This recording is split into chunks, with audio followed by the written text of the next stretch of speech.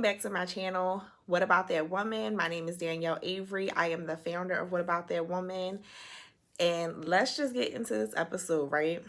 So, lately, I would say within the past week and a half, I've been thinking about comparison.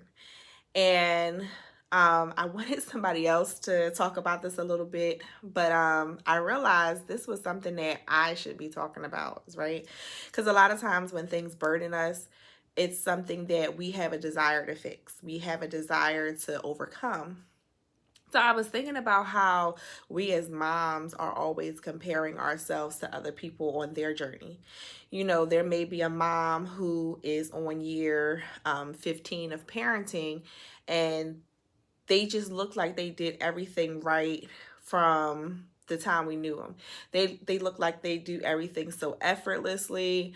They look like they don't have any issues. They look like a loving family when you see them with their husbands, or, you know, even if they're a single mom, you see them and they just look like they have it put together, right?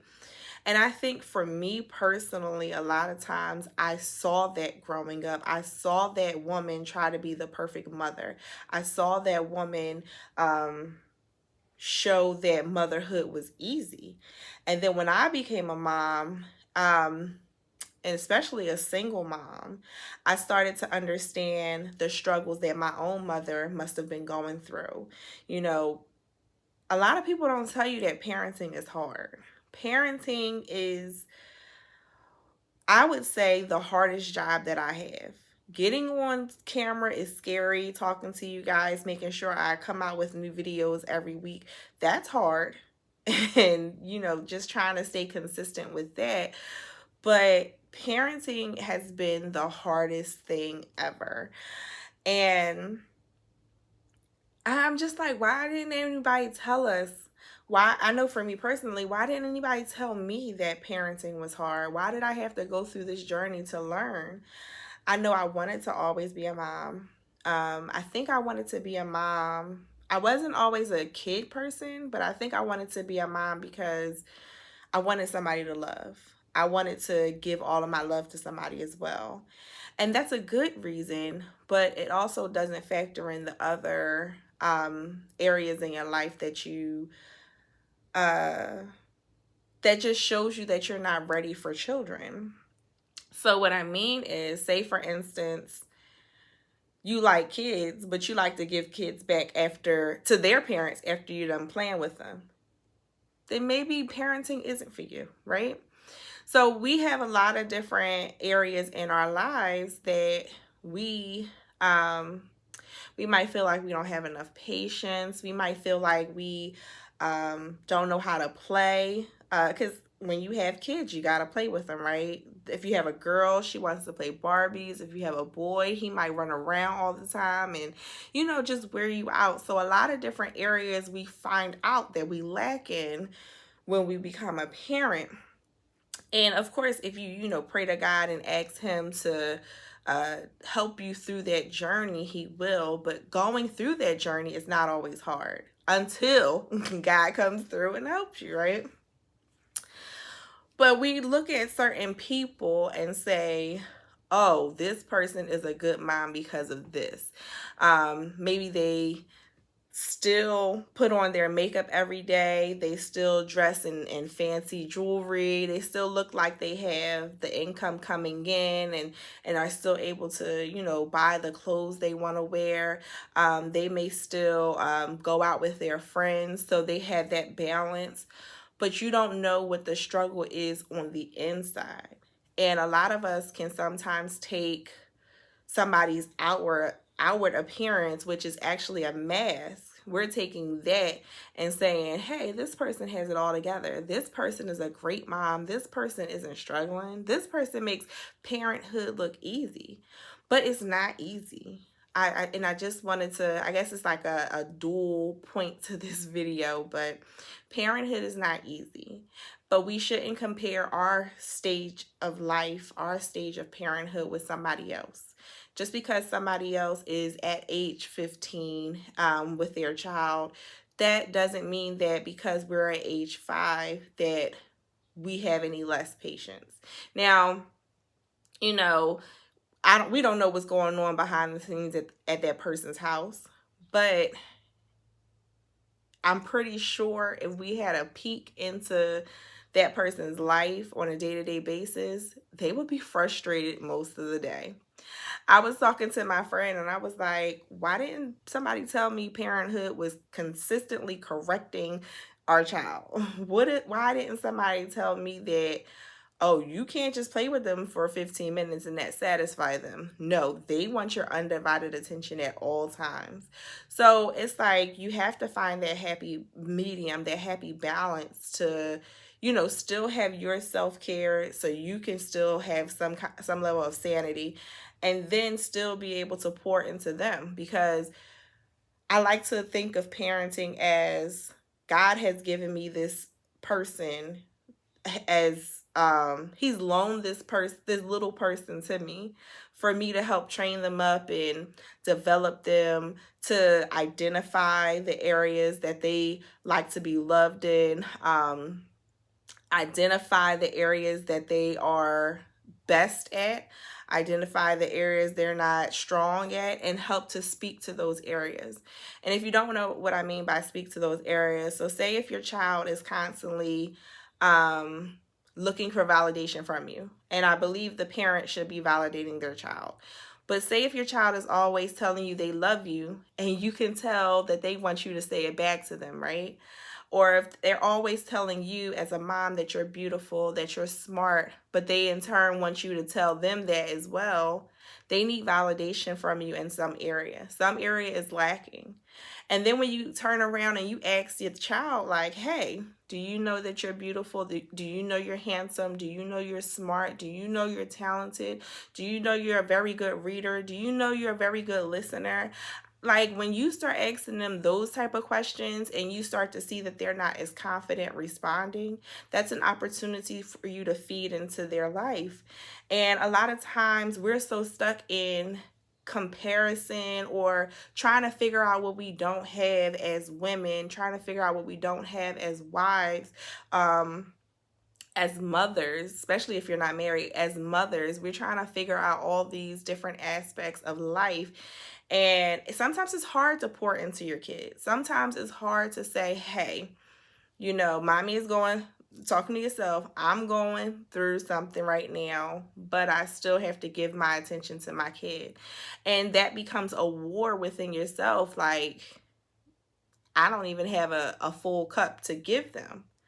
But I can't just sit here and focus on my woes, because their life is still going on. You don't want them to grow up and go through life as a bully. You don't want them to grow through life with all the ripple effects of you not pouring into them. So if counseling will help you, get a good counselor, get a good therapist. A lot of jobs, a lot of medical plans offer an employee assistance program, or they offer some kind of benefit for you to see a licensed professional. You can take that route. If you're in the church, you can confide in some of the women at your church. Make sure they are trusted sources. Make sure they are going to give it to you plain and simple, and the unadulterated truth about anything, especially when it comes to parenting. Make sure they're experienced in parenting, because you don't want a whole bunch of people that don't have kids to tell you how to raise kids. Now, if they're a caregiver, that's one thing. You can take the advice from them, and you can take some advice from people who don't have kids. But it's good to have somebody that knows the ins and outs of what you're going through, that has been through it, because you need that experience to help you through. Because somebody can tell you in theory, like, hey, you just need to devote more time to your child, and you just be like, well, how? Because I go to work, I come home and cook dinner, I make sure homework is done. If it's during the summer, I let them play, I play with them. Then it's time to get them ready for bed. I'm washing them up, I'm getting their clothes ready for the next day. And a lot of times People that don't have kids, or sometimes even men, they don't understand the burden that we have as women, because we're the nurturers. We're the ones that take care of the house, to beautify the house, to make sure everything runs right. A lot of times people who don't do that, they don't understand the struggle. They don't understand about all the time and energy it takes to pour into somebody. But just because I might look like I'm struggling and I'm honest and real about it, the person who doesn't look like they're struggling, it's not saying that they're not. They just learn how to mask it better. They learn how to cope with it. They learn how to deal with it. They might learn how to get the self-care that they need a little bit better than you do. So you always want to be looking for tips and tricks on how to actually cope with what you're currently going through, cope with any generational curses, because a lot of times we are repeating the same paths that our mothers did to us, repeating the same paths that our caretakers did to us. And then the generational curses continue, right? But I just want to encourage you guys, don't compare yourself to anybody else. You don't know what somebody else is going through. You don't know what that mom is struggling with. There's a trend on TikTok. I don't know if you guys have seen it, but it's like, I think it's on Instagram too, on the reels. It's like you show yourself at your lowest time and nobody knew. These people look like they were, super happy, super excited. I saw one where a girl was graduating from college. You would think her graduating from college, she was holding her child. I don't remember if it was a boy or a girl. She was holding her child, smiling from ear to ear. But just because somebody has a smiling face, they could be going through hell at home. They could be going through hell on the inside. You don't know what is plaguing their mind. They are really going through it. And sometimes we put on that church face like, nothing's wrong. A lot of battered women in the church like, oh, my husband is the best. He preached that word, or he took up that offering, or he said that prayer, didn't he? But on the inside, in the inside of the home, when that person gets in the car, the husband is negative. The husband is beating on them. So we don't know what other mothers are going through. And we don't know what that smile is masking up. And that's just like the whole premise of people saying hashtag couple goals, hashtag mom goals, hashtag goals. Nobody can be our goals. We have to live in the purpose that God has called us to do. So if God has called you to be that child's mother, which you are, because you're their mom, you have to walk in your calling. You have to walk in that purpose for serving and training up that child. So don't get stuck comparing your journey to another mom's journey. And she might be a single mom. She might have eventually got it together. You want to learn those same tips or those tactics that she took to, overcome those issues, right? If she went through issues with her finances, maybe child support didn't come through and she had to learn how to budget. You see her with this nice bag now, but you don't know the struggle she had to go through to get there. But it's good to learn those tactics on how she budgeted, because it's like, hey, if she can do it, I can do it.